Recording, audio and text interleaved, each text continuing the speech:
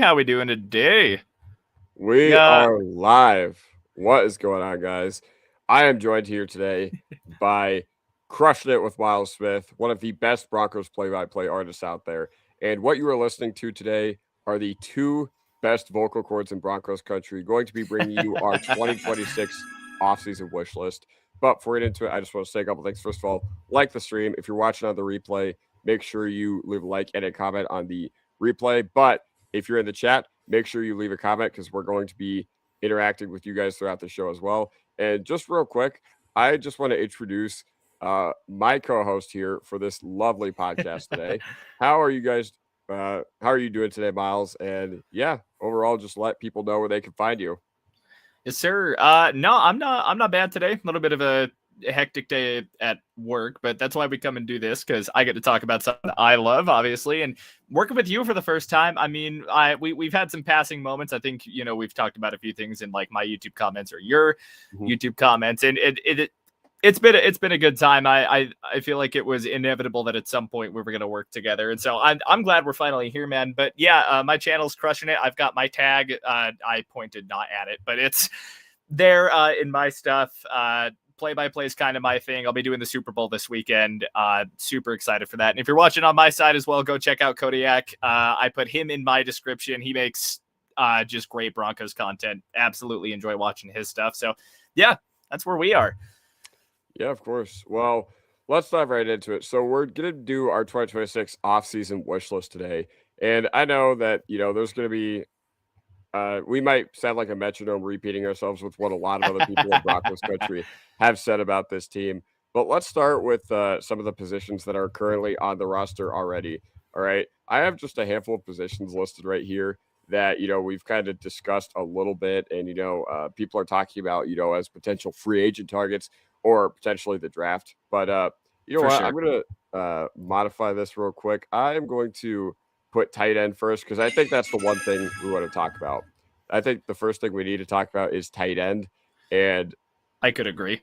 yeah, overall, what were your thoughts on the 2025 Broncos tight end room and just how much did it make you just want to crawl up at a ball and just despair in anguish watching Troutman and Adkins and Kroll all year long? So I'm gonna use a bit of a baseball comparison here. As the Seattle Mariners are to second baseman, it feels like ever since Julius Thomas left this team that the Denver Broncos are to tight ends, what the Mariners are to second baseman. It has been, I mean, just it's been rough for the Broncos. Really, I mean, our last decent tight end that I can really say had like that even halfway decent year was, I mean, Owen Daniels, and that was a decade ago at this point. I mean, he in that year with a dying Peyton Manning and a Brock Osweiler throwing the ball to him, outproduced Evan Ingram this year, even. And the only word that I really have for it is disappointing because we got so hyped up on Evan Ingram. I know I did. I was guilty. I was like, oh, he's the guy that's gonna fix the Broncos tight end position and all that shit. But it just did not materialize. And I don't know if that's an Evan Ingram problem, if that was potentially a Bo Nix problem. I think there's some blame to go around there, one way or another. But I mean, there was just it's a problem. It's been a perennial problem. And at this point, I think there's a strong enough free agent class that you don't really need to look for it in the draft. I think you can fix it in free agency, but I also feel like we say this about every tight end that gets brought in here, whether it's a high name free agency guy like we've seen in the past, or like name a failed Broncos draft pick at tight end. I mean, I've got a couple right here that we can pull out. Dulcich is a Dolphin. Man, Where's Jake Butt today? Like, I think he's a commentator for the Big Ten Network up there in Michigan. honestly, probably protects his knee more than anything in Denver would have ever. You know what? I think you're right. And, just talking about the tight end position, man, the thing that's disheartening for me is okay, you try to go out there and fix it, but you also, I don't know, just the way they went about fixing it, I think they were expecting Ingram to be the only solution. And they were just like, all right, Troutman and Adkins, we're completely fine with that. And then suddenly in the AFC Championship, Adam Troutman's getting a 53% snap share. Then you're just like, wow, man, we really sold the bag with that one, didn't we? Yeah, but Absolutely. either way, I think, I'm just sick of it. I think we're all just sick of it. It's just been an absolute mess since Owen Daniels was, out there with the rotting corpse of Peyton Manning, as you had already mentioned. And ever since then, we've had a couple guys that have stepped in and shown flashes, but really nothing been able to materialize altogether. Let's talk about inside linebacker, man, because Yeah, obviously I think that's basically like the tight end position on the defensive side of the ball. Granted, I think our linebacker play has been a lot better than our tight end play over the past few years or so. That being for said, it's still sure. not a high bar to clear. Not a high bar to I clear. do want to jump in on inside linebacker because I think I mentioned this while I was talking about Justin Stranad in my last video, where and I'll kind of generalize it. I think you've got a solution on the roster. I think the combination of Justin Stranad, whichever way you choose to say it, and Dre Greenlaw, assuming that the latter can stay healthy, I think that was probably the most electric duo that the Broncos have had at inside linebacker since Bemarsh and Trevathan when they were, screwing people up. And then I think there's some solid depth there that we really haven't seen a lot of play time because we haven't needed the guys to step up. But I definitely think throughout the year, we saw that the weakest link in the defense was Alex Singleton. I think it's been that way for a couple of years. And that's, I like, he does one thing well, and it's defend the run. He can play the box like no other. Like Alex Singleton in the box, just making run stops. Great, like outstanding. But you get him in pass coverage. He made it like one or two really nice plays this season in pass coverage. I think there was, I forget who they were playing, but that one like batted seam ball that it was kind of underthrown, but he was able to get a paw up and knock it down. Yeah, Washington. Yeah, I remember that. Yeah, I thought it was that game, but I didn't want to be confidently wrong. No, it was OT. It was either OT or late fourth quarter. And man, he delivered. He did.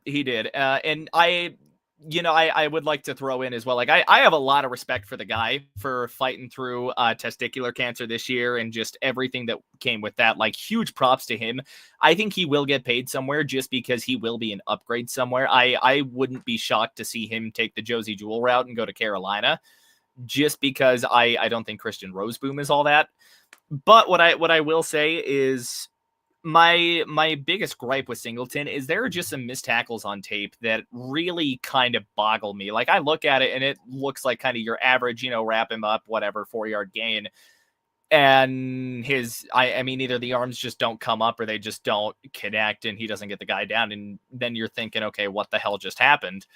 And I definitely think that there are some options to upgrade here. You mind if I jump onto a tangent here, maybe segue this a smidge before we start attacking the rest of these positions? No, go right ahead. Devin Lloyd needs to be a Denver Bronco next season. I'm going to say that right now. I think if it weren't for Myles Garrett having the absolute historic year that he had, Devin Lloyd was definitely going to be up there in Defensive Player of the Year conversations. This guy is the anchor to that Jacksonville defense, and they're going to be stupid if they can't find a way to bring him back. I think he's worth every dime you could possibly pay him at the linebacker position. But I mean, he made so many impact plays this season, none more memorable than I believe it was him that had the pick six on Mahomes early on in the year on, I want to say Sunday night or Monday Night Football.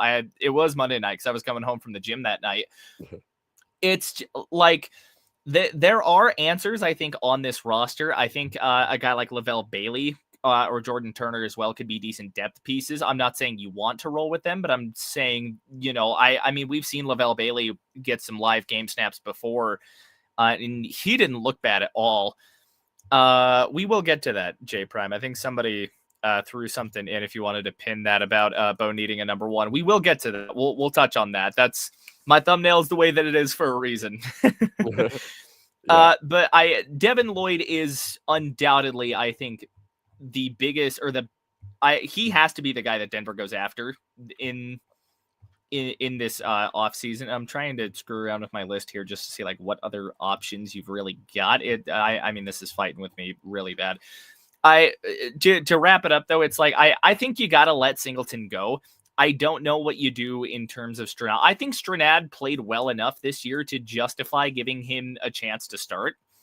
I really think he made some huge impact plays filling in whenever he had to, and especially having to start opposite Singleton. I think we did see on film that I think he is the better linebacker there.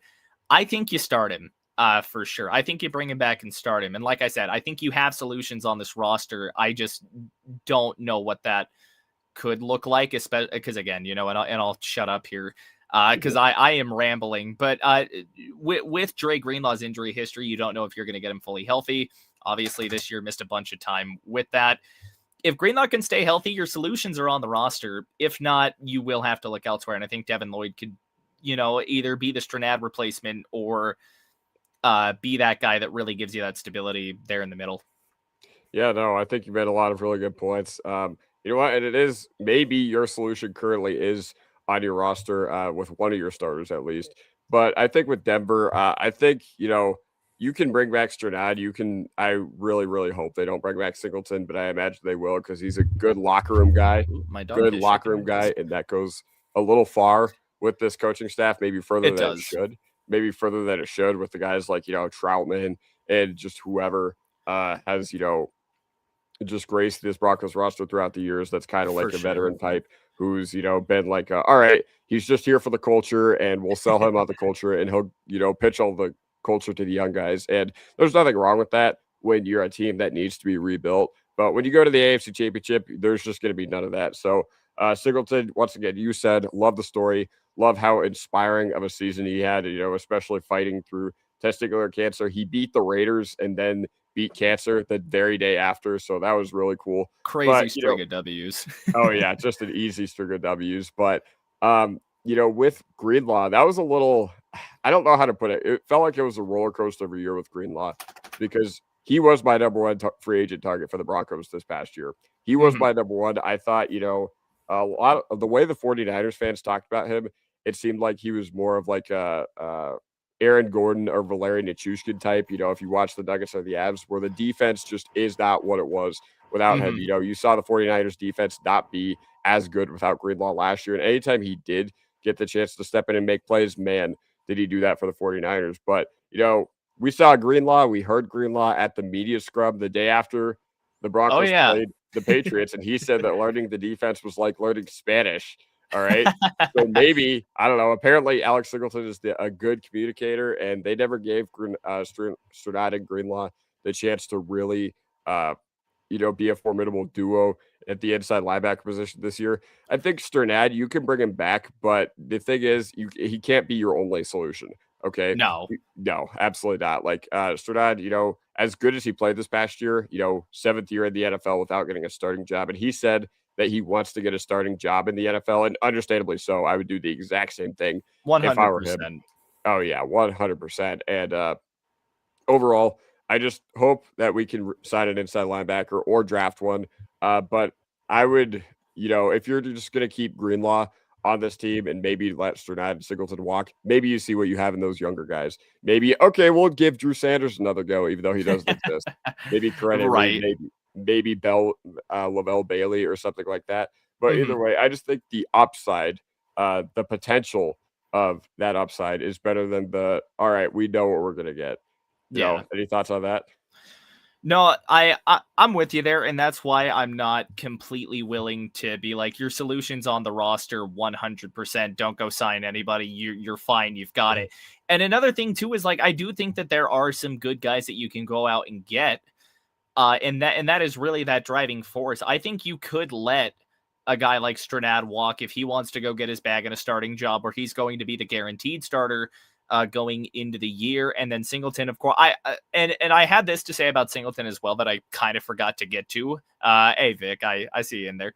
But I would be okay with bringing Singleton back if it were in a reduced role, if it were in more of a backup running down sort of role for him. If not, I think you do have some good replacements you can go get. Obviously, we've touched on we've touched on, I can't even think, Devin Lloyd. We touched on him. There are a couple of guys that you can go bring in. Young guy like a Leo Chanel from Kansas City, and I think that'd be a nice little up years. Nakobe Dean from Philadelphia. We've seen what that defense has done under Vic Fangio for a while, and then Alex Anzalone as well. Maybe not the most popular option, but I think he's had some good years. I think he's still got a couple of good years left in him. He might be a little bit of a maybe a stopgap for the time being, but with draft guys as well, like, I do think you're probably going to be a little more knowledgeable than me in that. I am completely fine admitting that. My pride is not hurt, but I definitely think that at the the position that you've really got to look at how to get better one way or another. For sure. But I think you're absolutely right. You can't sit pat whether or not you keep your guys or not. Like you need some fresh blood in the room. And again, that's why I am pounding the table for Devin Lloyd. Give this man the bag. Russell Wilson can't hurt us anymore. Yeah, I love that. And Ender Game, shout out to you. All Bo is missing is a good receiver who doesn't drop the ball.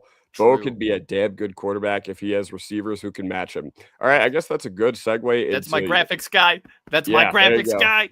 Yes, the graphics guy, the Ender Games. Shout out to you, graphics guy. Yes, you must sir. do a heck of a job because Miles' graphics are always fantastic. So that's another reason. There's a reason I got this man on payroll. There you go. But either way, I want to talk about these wide receivers that we had on our team this past year. Boy. Yeah. All right. I mean, I'll just give you a chance to talk about, any of the guys that you want to, Sutton, Franklin, Humphrey, Bandy, if you want to. I've got all right. So I'm gonna take what was my biggest real takeaway from the playoffs. Give Marvin Mims the fucking ball. Give him the goddamn ball. This guy, and we've seen it. Even if it's just like streak routes and everything, and I think this was almost the Tyreek Hill path, where when he was a rookie, a 5th round rookie coming out in 2016, they basically said, all right, you're going to run fly routes and you're going to outrun guys. We'll let you do that in games, but we're going to develop you during practice. And I think part of Marvin's problem has been that he's been such a good punt returner, because he's a 2-time All-Pro punt returner at this point in his career.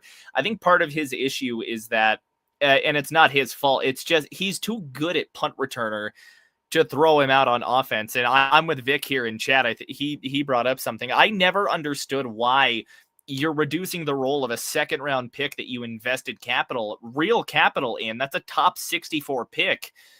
And you're not giving him the ball. And we've seen him come up big so many times in his career, even in just such fleeting moments. Like, my brain immediately jumps to the Bengals Hail Mary on 4th and 1 that Mims jumped up in double coverage to catch. I have no fucking clue how he came down with that ball, but he did. And we've seen Marvin Mims do some crazy things like that. And again, he's got the shiftiness of a punt returner that if you put him on a slant route and give him the ball, or you put him on a drag route running a mesh concept or samurai, even one way or another, he's going to make a defense hurt. And at the very worst, he's a deep threat. He's a guy that you can just send downfield and defenses have to respect.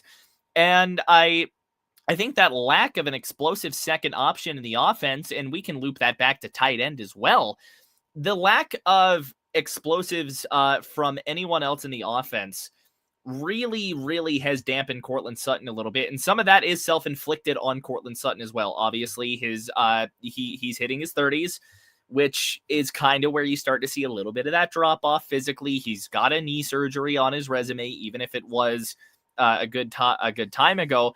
But Sutton is just felt like I like there's a reason that he's had probably the quietest back-to-back 1,000-yard seasons ever.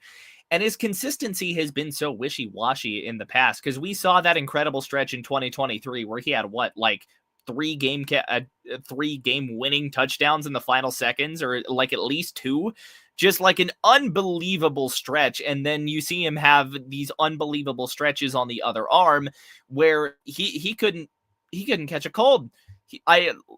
This guy just has some frustrating stretches, and I don't think that he's really got the wheels or even the route running to really be a reliable man coverage beater. And I think that's kind of what has hurt Bo a little bit. He doesn't have that number one that he can absolutely go to. And I think that's why you've seen such a spread of the ball before to guys that nobody would ever think of. Like Pat Bryant got a good share of targets this year, even with the concussions. And that's a whole other discussion too. PB's got to figure out a way to protect his brain, because that guy has, 2 concussions in a month is not good. Woof. Not any sort of good. I don't think super highly or lowly of Huff. He's a guy. He's there. He can throw his body at somebody and maybe make an occasional catch. we've seen him have a couple of, nice moments in a Bronco uniform. I don't know if he's a guy that Sean is willing to part with right now. I just don't know really what his role is in the offense, because he's almost, I would say, like a dollar store Cortland Sutton at this point.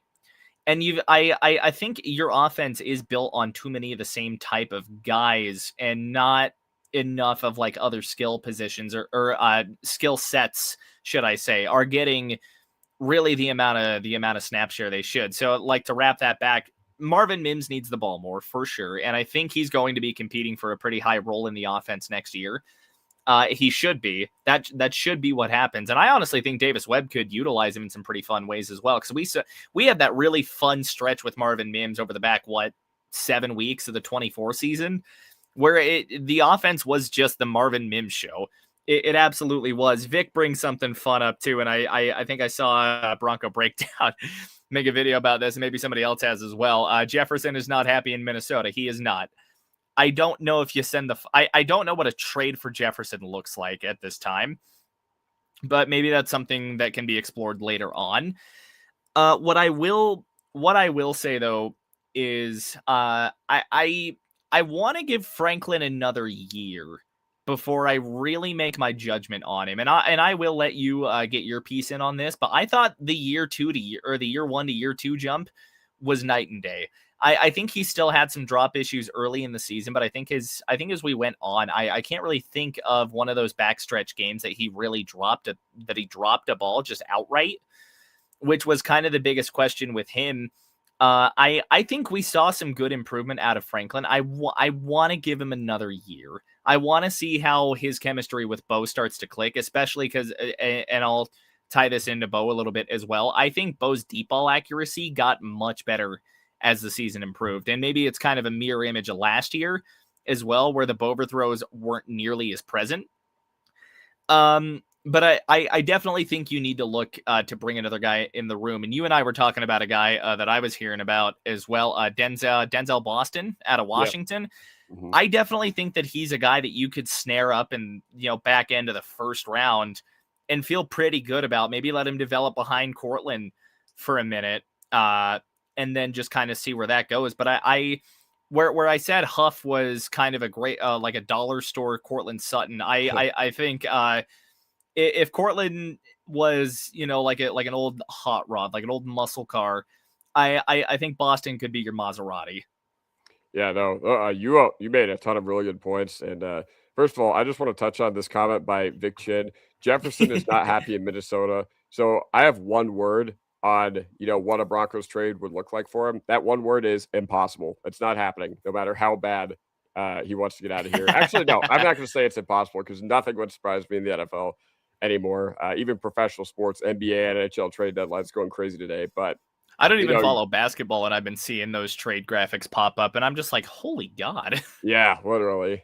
But, talking about, I'm going to try kind of work backwards to forwards with the guys that you worked about, all right, that you were talking about. Troy Franklin, he improved a lot. I remember that first preseason game against the 49ers on that 4th down. He went up, he high pointed that ball. I was like, ooh, that's a little different. We didn't see him do that last year. And it was. Yeah, I know. I was like, and I will say that in Bo Nix's best games this year, I don't think it's any coincidence that they were also Troy Franklin's best games, right? You think about the Bengals, you think about the Cowboys, you think about the Packers. Those were games where Troy Franklin really showed out. And you know what? The result of not having Troy Franklin is having Lil Jordan Humphrey get a 74% snap share in the AFC Championship. Now, I'm a little bit with Lil Jordan Humphrey, I'm a little bit pessimistic. The reason I'm pessimistic is because I just want our wide receiver 5 to have a little bit more skill and a little bit more upside. Okay, I can maybe understand something closer to like an Andre Caldwell back in the day. Yeah, of course, or a Benny Fowler. Man, he would catch everything. Oh, Benny. Oh, dude, I love me some Benny Fowler. Oh yeah, me too. He'd catch everything. Heck of a media personality too on DMVR. For sure. But talking about Lil Jordan Humphrey, he's just one of those guys where, all right, you were cut from a 4-13 Giants team that was absolutely littered with injuries. And George Payton was like, man, it was really important that he came back with us. I was like, all right, so it's important that one of the guys who was cut from one of the worst rosters in the NFL was back with your team. And you know what? I get it. I get why you had to have a guy like Lil Jordan Humphrey the first 2-3 years. I think it's kind of like Alex Singleton, where if he's back in a reduced role, like where he Mhm. actually should be, which is like 10-20% of the snaps, then If that. I'm perfect. Yeah, if that, I'm perfectly fine with that. But other than that, you're just getting a guy who drops passes in the red zone. You're getting a guy who makes Oh. really inopportune mistakes. You're getting a guy who couldn't make the tough catch to bail out our backup quarterback in the AFC Championship. So I'm good For on Lil sure. Jordan Humphrey. I really don't want him to come back. I think Thinking you've about talked me Marvin, down on him because I didn't feel either way about him. I was like, backup receiver, whatever. I think you've talked me down on him. I think I'm in your camp here now.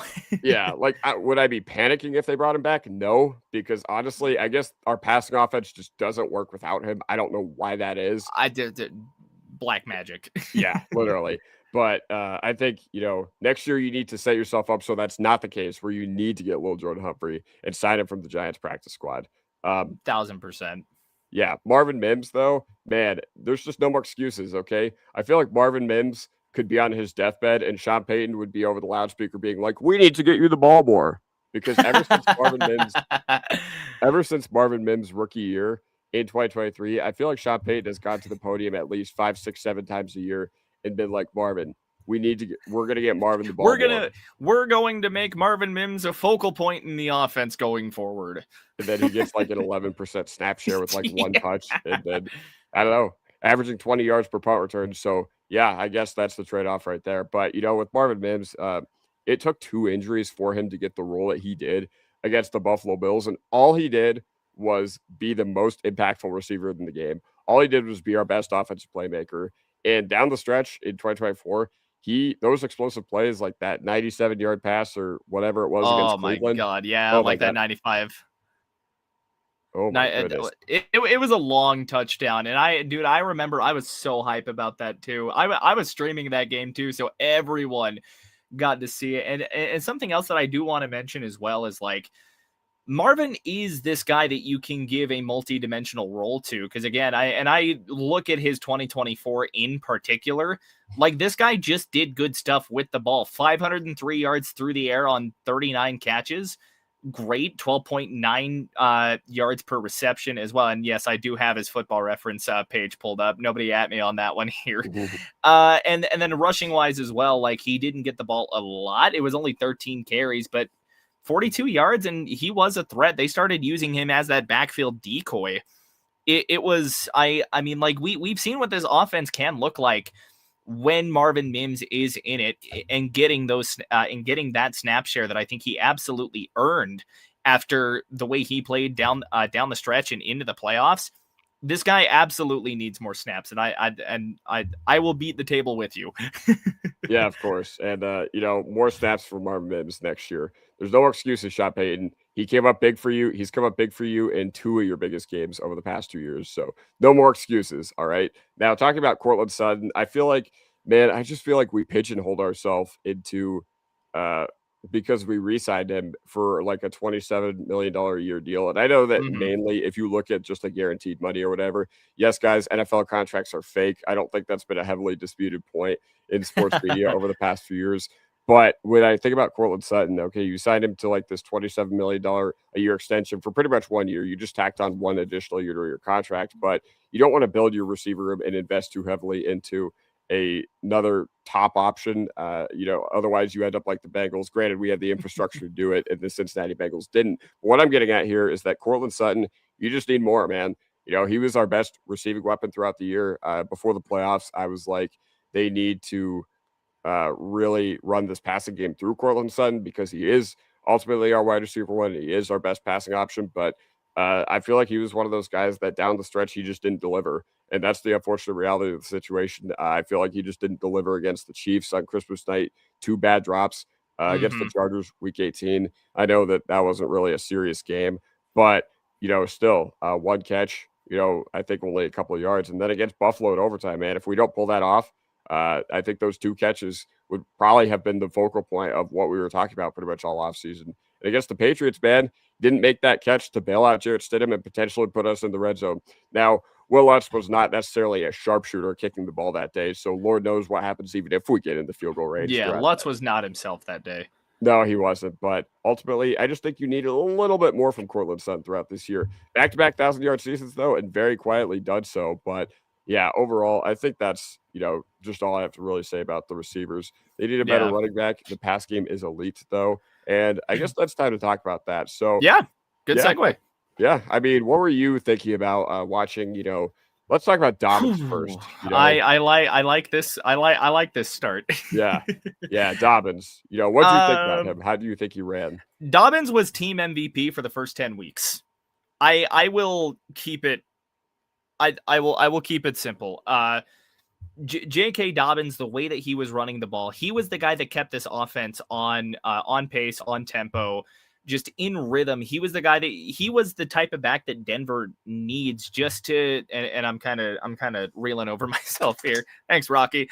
But Dobbins has that kind of balanced skill set that you look for in a running back. That you really want on your first and second down spots where you're trying to stay ahead of the chains and trying to make things happen. I think he had good vision against an offensive line that was maybe a smidge inconsistent in run blocking this year. Just some of my film, like I saw multiple instances where there were guys just kind of getting beat on random plays. So not everything, and we'll talk about him here in a minute, but not everything I think was on RJ when we get to him. But I do think that Dobbins definitely took better advantage of everything. And I think that's just, some of that experience, having that great vision to be able to just pick a hole and move it, whether or not you're cutting it to the outside or whether or not, you're coming back in or you're staying inside, what have you.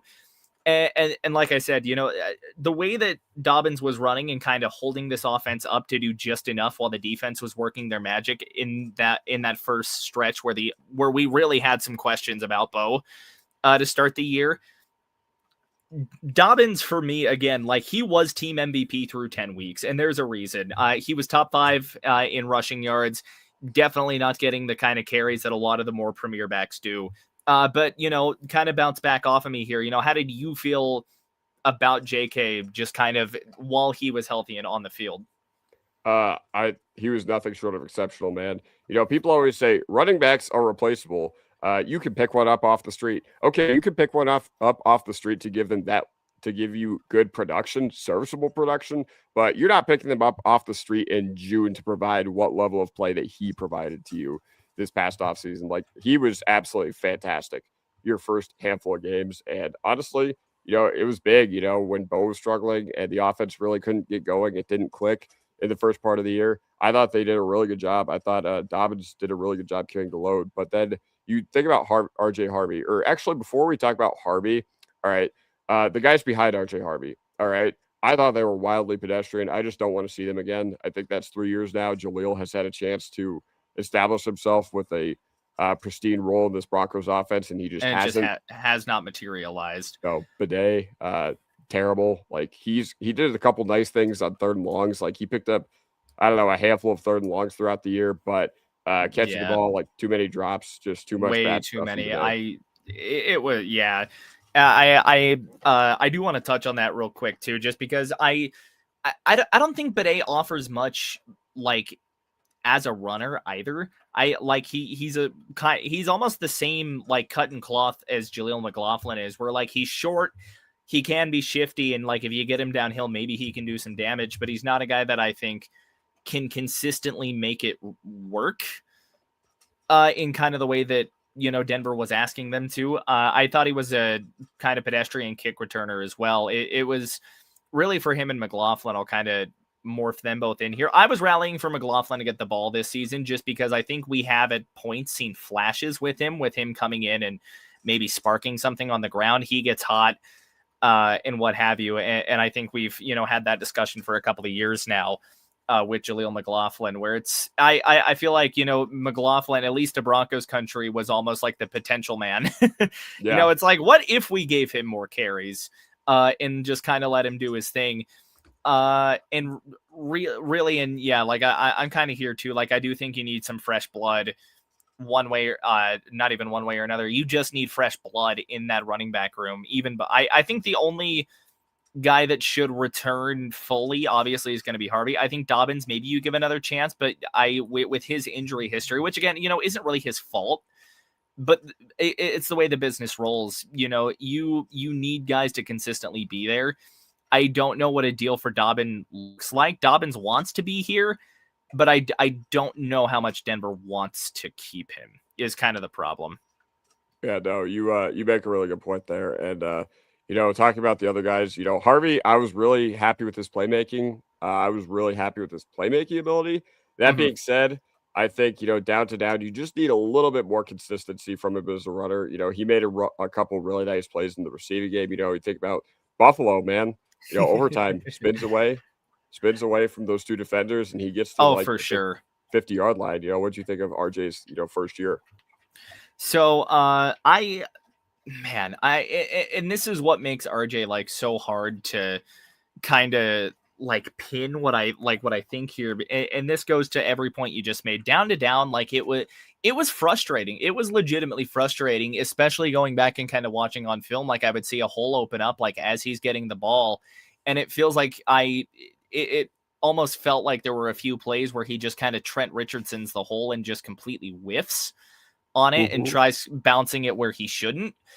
But then, you do see those explosive plays. You do see the plays where he's keeping his legs moving, where he's running through contact, and where he's just kind of making these, shifty, sweet moves that remind you why he was such an exciting prospect.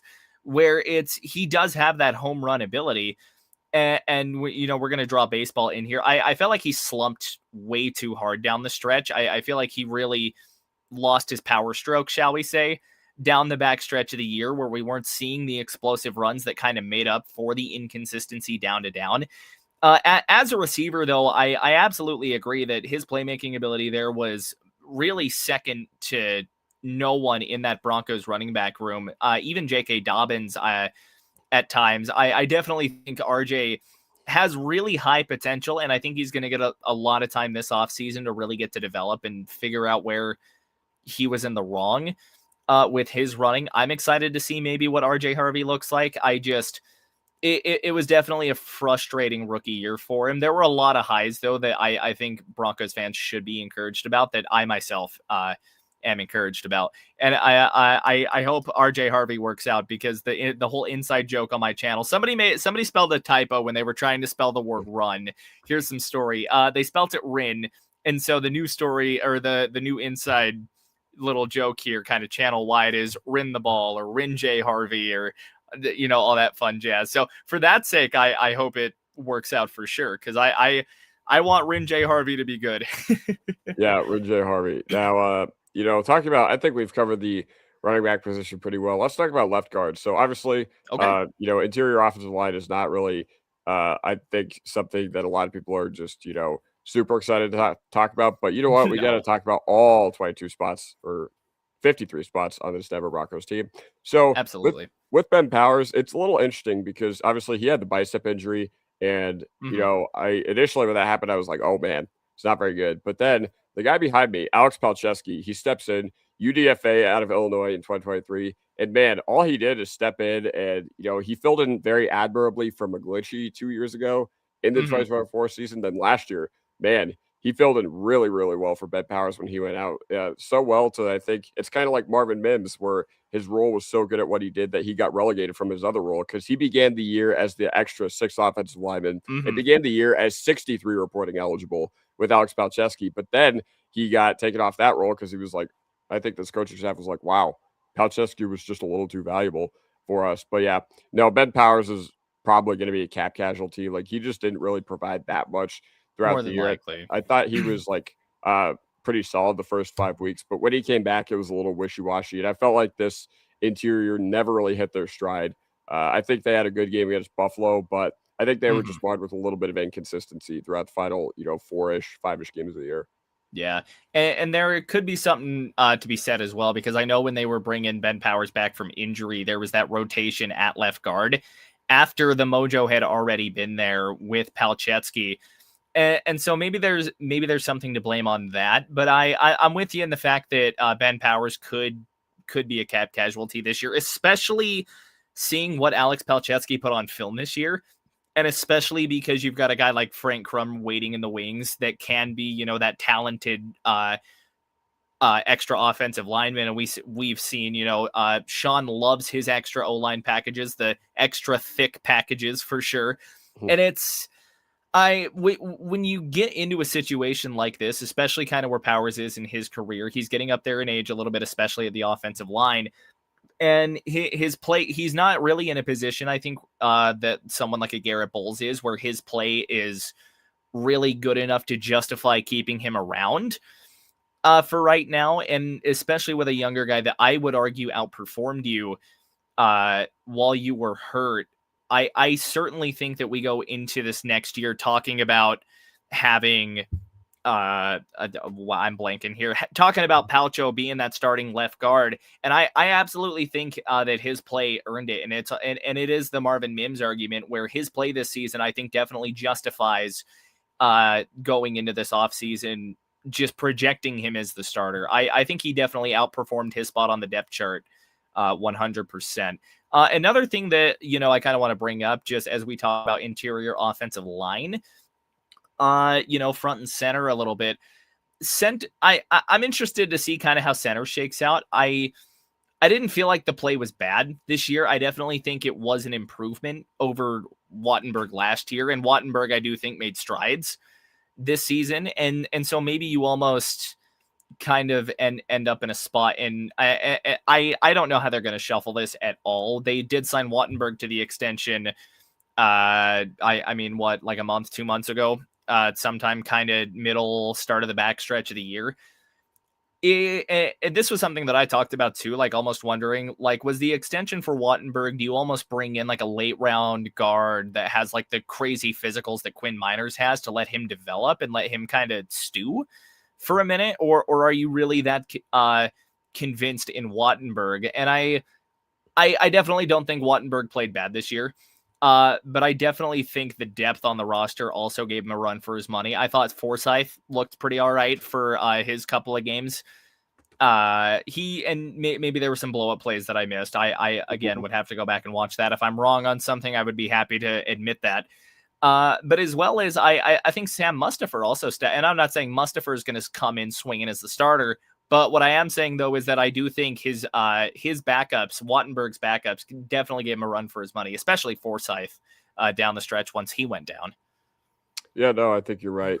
You know what? You said pretty much everything that needed to be said. So real quick, Darian does bring up a really good point, though. Gargiulo was having a really, really good preseason before he got hurt, and I think he'll be back. He'll be back next year on this roster. I think the coaching staff definitely thinks they have something in Nick Gargiulo, for sure. I do remember watching that play too, just kind of like, ooh. Yeah, I remember I was just like, yeah, that was bad. I do hope that Gargiulo does get himself right and is able to keep doing what he was doing, because you are completely right. He did look really good to start out the preseason, and having him as a backup guard I think would be pretty big. Yeah, no, you're 100% right. So I think you pretty much hit everything that we needed to hit as far as all those positions. But talking about, I didn't include left guard on here just because I feel like there's just no good interior offensive lineman that you can feasibly bring in and be like, all right, he's going to be your starter, because one, those guys just aren't available. But let's talk about some free agency targets, man. Let's start with the tight end position, the position that we start out the show talking about. Talking about tight ends, there are a lot of decent tight ends out there. Otten, Likely, Goddard, Charlie Kohler, Isaiah Likely. 100%. Anybody catch your eye in the free agent? Kyle Pitt. So one guy that I was thinking of, and maybe this is the guy that we end up avoiding, just because it kind of is that same story of potential man, what have you. I wonder what a Kyle Pitts union in Denver would look like. Mm-hmm. I think Kyle Pitts has the skill set that a coach like Sean Payton really loves, as well as now new offensive coordinator Davis Webb. I think Webb could come up with some good stuff for Kyle Pitts, and I think that's a connection. It's really Pitts would be a much upgraded Evan Ingram. Like you remember Madden Mobile, like back in the day, you could upgrade your players to crazy overalls. It's almost like you took Evan Ingram and stuffed some of those upgrade cards in him, and you go from a 78 to a 95 in 2 seconds. The way, and maybe that's me, looking at it with orange tinted glasses, or whatever. And maybe I'm overhyping Pitts. I definitely saw, or yeah, well, I mean, I did see, what that potential for Kyle Pitts could look like. And I really wonder if the kind of lack of consistent offensive staff and the lack of a consistent philosophy. Now, of course, with as long as he's been in the league, you do have to wonder if, if some of those issues or the lack of targets, lack of production, what have you, is on him, because there definitely is an argument to be made. But I don't think Atlanta's always had the best quarterback play with him there.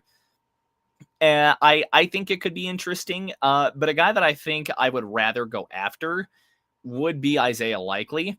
I think we've seen him consistently just make big plays after big plays in Baltimore, even as the backup tight end technically to Mark Andrews for a while, until they let him go. I really think he's got more of a balanced skill set. I think he blocks decently well, and I think he can make he has made some of those big plays out of a receiving tight end that you absolutely love to see out of a guy. But what are you feeling on here? Who are some names that stick out to you? Yeah, man. I just want, what we do matters less than, all right, let's just bring in this guy and make sure he's good at what he is. Okay. Mm-hmm. You remember how big of a deal they made about Chris Manhurts 3 years ago about his blocking? Oh, man. And then he just wasn't a good blocker. No. So if you're, it's less about who they bring in, because I think you got to gut this tight end room from the ground. No Kroll, no Adkins, no Troutman next year. Just can't have it. Just can't have it on a serious team with Super Bowl aspirations. But either way, so I'm thinking about this. I think Charlie Kolar is another one that'd be really interesting because he can absolutely block. Okay. Son of Bill Kolar, former Broncos defensive line coach. Yes, and sir. there's a lot of other really good names in the free agency pool, like Dallas Goedert. I think that'd be very reliable. Cade Otton can play both in line and, be outstretched and used as a receiver. Same with guys like, I think maybe they extended Daniel Bellinger, but I thought that was part of his skill set too. But either way, so yeah, no, just talking about the tight end position, I think we're pretty solid there. So, or as far as, the free agents that we've touched on as well. Yeah, the idea is. Yeah, let's talk about inside linebacker, man. I know you're already pounding the table for Get me Devin Lloyd. Yeah, you're pounding some of the table for some of those other names. And honestly, I just think you should run through those because I haven't done a whole lot of deep diving into the inside linebackers that are available in free agency. But Devin Bush, Devin Lloyd, those are names that have been on a lot of people's radar throughout this free agency process. I gotcha. So all right, so some guys that we do have coming into unrestricted free agency, and sorry, I had to pull up a new list here. Very good. But there are some interesting guys right here. Demario Davis, he is old. The guy is 37, but we have seen him just year after year stack consistently good middle linebacker play. And even if you bring him in to bring along a younger guy that maybe you snag in the second or third round, I think Demario Davis has another, consistent year in him. If you don't like it, though, you've got, still 30, but younger Caden Ellis coming out of Atlanta. I think he's done some pretty solid stuff. Plus, now you'd have the Ellis brothers together. 100% as well coming out. Devin Lloyd, we already touched on, coming out of Jacksonville. Who are some other of these names here? I didn't get a chance to really just scroll this list as we were pulling stuff up. Bobby Wagner is coming up. He's not a guy that maybe I would look at. Quincy Williams from the Jets could be a guy that serves as an option as well. I don't really know what I think this also lumped edges together into that linebacker spot. But no, throw me some ideas there as well. Like, kind of how are you feeling about some of these guys? Devin Bush in there as well. I think he's had some solid moments. Yeah, no. Fun fact about Devin Bush. I don't know if you guys remember, but had the Broncos turned in the pick at number 10 on the 2019 draft night and not traded back from the pick, it was going to be Devin Bush. Now, unfortunately, he kind of flowed out with Pittsburgh, so maybe trading back and getting a litany of busts was just a better move for us at the time because at least, you weren't stuck with one bust. You were stuck with a whole bunch. But, talking about the guys, I know we already – had that little talk about whether or not we should re-sign Sternad or whatever. And, 100%. I hope he does. I hope he does get the chance to go somewhere and start. But yeah, no, I look at the free agent linebackers and I'm going to be so for real. Like there's just nobody that really tickles my fancy as an off-ball linebacker besides Devin Lloyd. I think he'd be a really good addition here. But, Troy Anderson is a UDFA in Atlanta, or a free agent in Atlanta, and he was somebody that I really liked after the draft process. He hasn't really gotten going in the NFL thus far, but yeah, overall off-ball linebacker. There's not a whole lot of names, but you know what? If there's anything this staff has done really well, it's finding those budget signings. But I don't really know if I want to go budget again. But Leo Chenal, he's also an athletic demon from He Kansas was a guy City. that I was going to bring up as well. I think I brought him up earlier in the show. Yeah. Leo Chenal, just I think 10 relative athletic score, one of the most athletic guys you will literally find out there. But enough about inside linebacker. So wide receiver, all right. So you're not really gonna find a whole lot of really good wide receivers, but I think this is where we're really like rubbing our hands together, and we're just like, this is where the Broncos can improve, and we ultimately have a chance to make a really, really big splash in this free agency period. You look at the names of receivers available. A lot of people have brought up Pickens. A lot of people have brought up Alec Pierce. How would you feel about adding a guy like George Pickens to this wide receiver room? A lot of people aren't for it, but a lot of people understand the merits of adding a guy that good. 100%. And, Pickens has a lot going for him too. He's talented. He can pretty much do everything that you ask out of a wide receiver. He's young. He'll be 25 going into the season. I definitely think that there are a lot of pros to bringing in George Pickens. And I think the only question that a lot of people really have is it's just personality questions. Yeah, he is, a smidge bit of a crash out. It happens. I think playing in Pittsburgh with Pittsburgh's, recent track record of quarterbacks can do that to a guy. Frankly, don't blame him. I do think, though, that Pickens could find a way to mesh with this locker room, even if it's, maybe not perfect, even if every now and again he's like, hey, I want the ball. I don't think he would be nearly as bad as someone like an AJ Brown, even. Maybe Dallas mellowed him out for a year. Maybe Dak mellowed him out a little bit, because I feel like I didn't hear a lot about, George Pickens drama during the year. I think Sean Payton and the guys here are the kind of guys that could not necessarily rein in a George Pickens, but maybe kind of channel that kind of how George Pickens is, maybe channel that a little more onto the field, get him to be one of the guys. And I do think that he is by far the most talented receiver really in this free agent class. I would love to see that. Yeah, no, I think that'd be fantastic. A lot of people talk about Alec Pierce, the production profile. He has never caught 50 passes in a year. So a lot of people are like, you want to spend $20 million a year on that, and maybe he could be a really good fit with us. Unfortunately, he's just not really that, possession receiver that I think we would need a little bit more. But Alec Pierce is a really, really good player too. Pickens and AJ Brown are both divas. Yeah, I guess so. But once again, I didn't feel like he crashed out as much this past year, But I can't even really think of like a real Pickens crash out this year. Yeah, me neither. But I don't know. Playing with Dak, it allows you. And playing on Dallas with a team that throws the ball a bunch and has a horrible defense, it allows you to get those stats. So maybe he was just happy regardless of their record. True. Yeah, apparently we were in on Stephon Diggs last year, and I don't know that report. I don't really know how much I believe that, because Rappaport said that it was down to us and the Patriots, and I think we just did our due diligence and we just called about it. I don't think we were super duper close. Like, I know there's been more that's come out Super Bowl weekend, but I don't know. I'll have to look more into that. But either way, yeah, there's a couple free agent wide receivers available. Perfect Sean Payton wide receiver, Jawan Jennings, especially because he used to be a quarterback. Used to be a quarterback, blocks well, comes from the Shanahan tree, no block, no rock.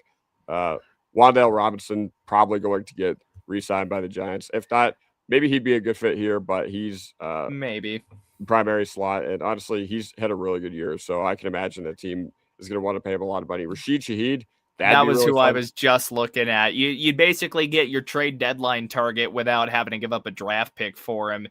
I think Shaheed could be a really, really fun addition to this offense, for sure. Just the speed. Yeah, need for Shaheed. So yeah, we've kind of talked about wide receiver, but everybody's favorite. All right, this is going to be the last position we will talk about, but running back. Oh, biggity boy. All right, running back. And there's a lot of really, really good, talented young running backs available this cycle. I can't remember ever being a fan of the NFL and having a, running back class this stacked, free agency wise. With 100%. Breece Hall, Kenneth Walker. Trying to think who else. Yeah, I got the list here. You got Yeah. Rachaad White coming out of Tampa Bay, Javonte maybe rehabbed coming out of Dallas. He's still only 26. Travis Etienne, Rico Dowdle, I think could be a sleeper guy that the Broncos go after. Isaiah Pacheco, Kenneth Gainwell, who we just saw have a really good year, and then just some even more kind of interesting guys down the board. Obviously, Dobbins, a free agent this year himself, but I do think that there are some really interesting guys here. You've still got a young buck in a Kamani Vidal, who I think has had some nice moments with the Chargers. Maybe not, always as the starter, but I do think he's had some nice moments. Just the deeper you get down here, I think you find some intriguing options. AJ Dillon he'll be 28. Raheem Mostert, he's old, but we've seen him do some crazy stuff himself. Nick Chubb, obviously coming from Houston, I don't think is a guy that you really go after. But a Brian Robinson, I thought Robinson had some really nice moments for the Niners this season. I think he's, I don't know if he's a guy that you start 100%, but I do think that he offers a very interesting experiment on a pretty small budget. Considering I don't really, he doesn't have the numbers to really command the market value of someone like a Breece Hall.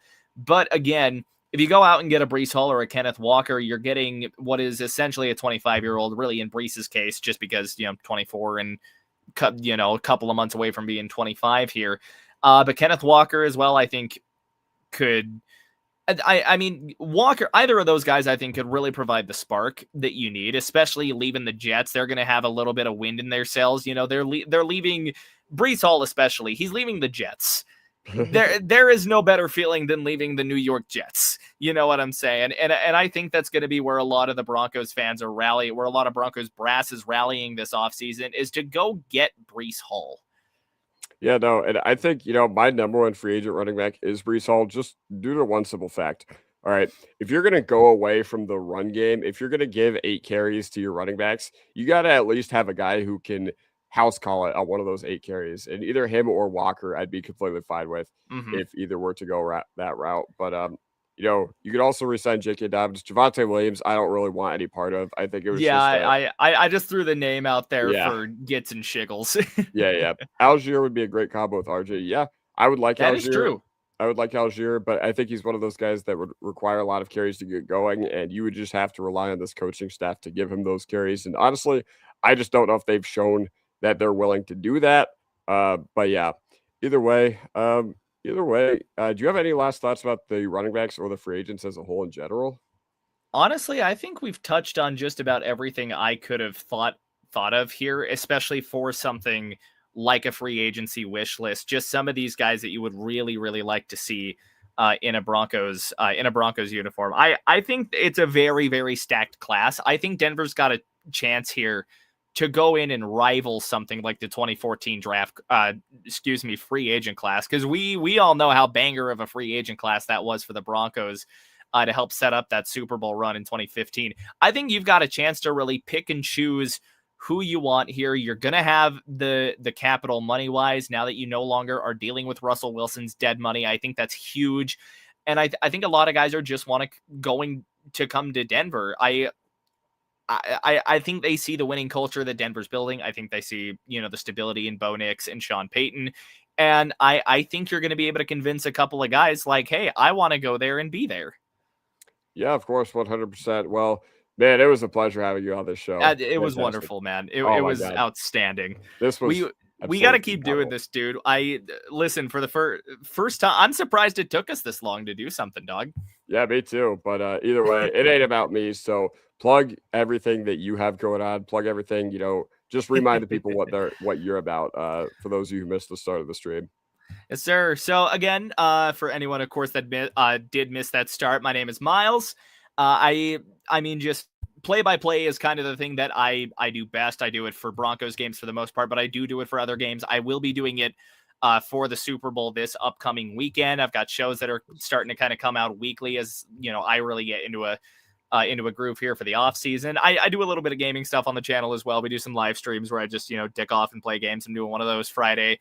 MTTF with my buddy Trent as well. Absolutely love that guy. But to kind of flip this thing back around, man, go whatever love you plan on showing me, liking, subscribing, all that stuff, go show that right back to Kodiak, man. Kodiak does some great stuff himself. I mean, I enjoy the shit out of watching this guy's content. He pops up in my feed all the time, and I'm thankful for it. So, don't forget to, like and subscribe to both of us. Just absolutely love the hell out of all of you guys. Yeah, of course. I punched my table. Yeah, man. We've got a great thing going here in Broncos country, and the new wave of Broncos media is here to stay. And me and Miles could not be happier to be a part of it. So that does it for us. And we will see you guys next time. Peace. Peace out.